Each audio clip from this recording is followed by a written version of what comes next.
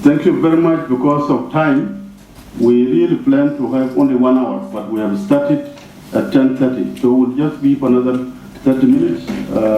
The Minister of Humanitarian, please, you can come and give your part of 5 minutes.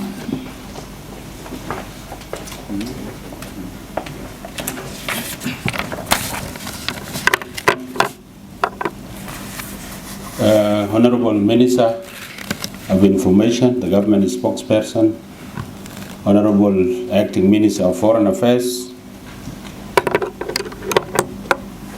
Press Secretary in the Office of the President, representative of our organized forces, ladies and gentlemen. Indeed, the most important points have already been said by my brothers, the two ministers. And this morning, we want to make it very clear so that those misinformation are corrected by the government. And for that matter, I will only concentrate on issues of humanitarian delivery aids. And in this, I want to reiterate it again, as we did it in the course of this week that have just ended, after we had these issues of attack on the convoys. We have actually condemned it and we explained it. And it is now has been explained by the two ministers. It is true that the government of South Sudan is willing actually to help its people. And that help, if anybody is coming to help us as the government, we welcome it and we do it together so that we deliver the service to our people. And we will not accept by all means that this help is obstructed, if at all it is obstructed. But I believe there is no obstruction. As Minister put it, we have statistic that yes, because of this crisis that we are in, as the government of South Sudan and people of South Sudan, plus natural disasters, our people are hungry. And indicators are too huge. This is why the government is putting all the efforts so that these things are addressed. And we always welcome our partners to help us in this. This is why, if these incidences happen, we don't accept it as the government. We will immediately take measures so that we put things right. And this is what we did with our partners. We called them, we had an understanding. All the NGOs that are working in humanitarian issues. We had a good understanding. Now we are even wondering that the same information that we have already cleared are still going somewhere that will come to the government of South Sudan with the criticisms. We have already made it very clear that this has nothing to do with the government of South Sudan, because the government of South Sudan is working actually to bring total stability to the country, including this safe access of humanitarian. We have agreed with our humanitarian actors that we will have to pre-positioning the small food they have in the areas that we believe if rain starts, it will be cut off.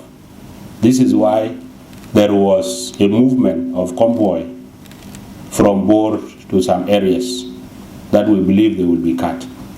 But as the minister put it, if they are passing through where people are hungry, definitely they will try to grab something of it. And for us, we don't call it as obstruction.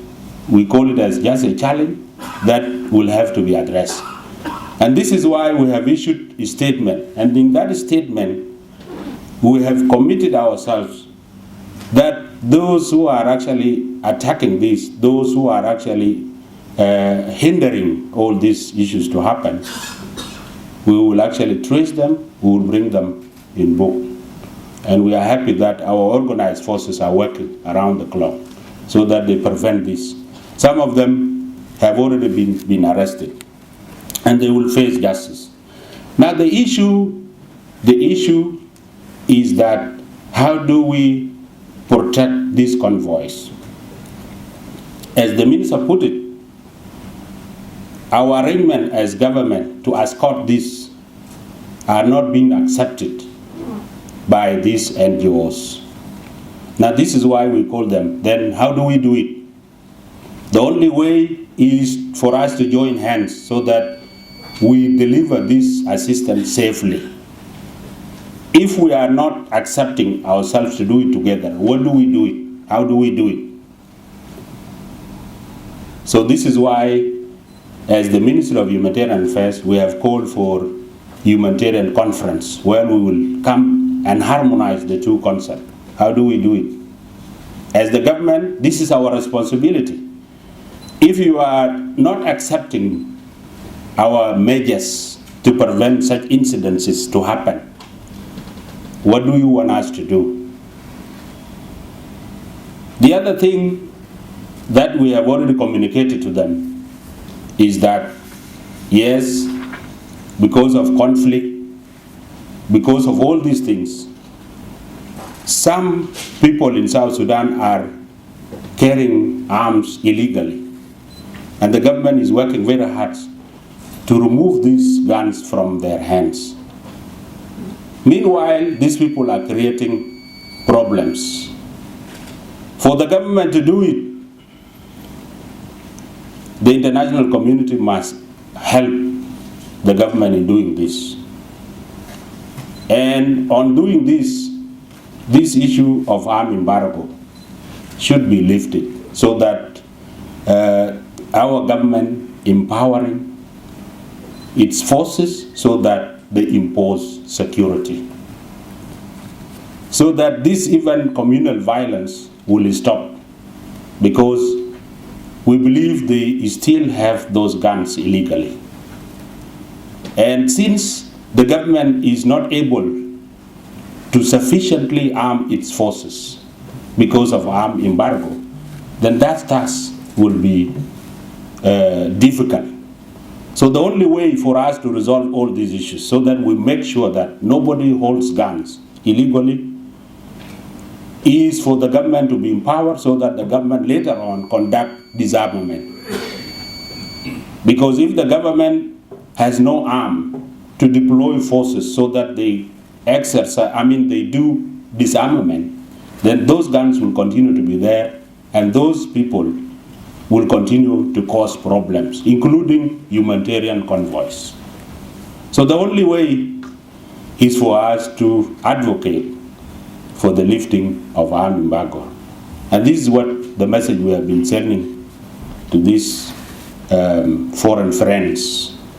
And we hope the same way they are also taking information here to those destinations, we also tell them to take this information, this genuine demand from Government of South Sudan, to take it where these decisions are making.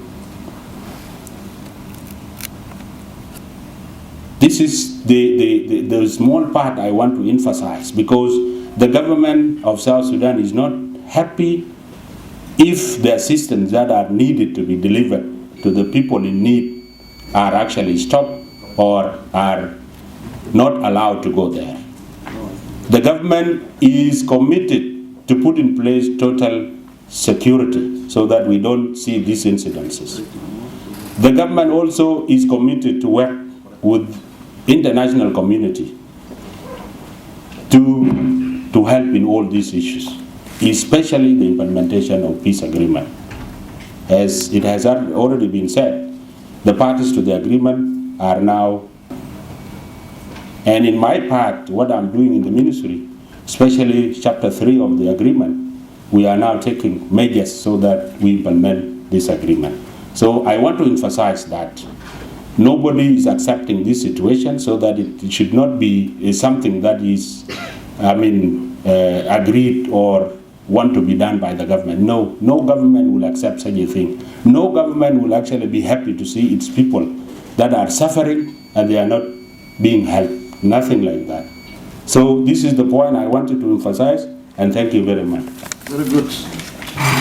Very good.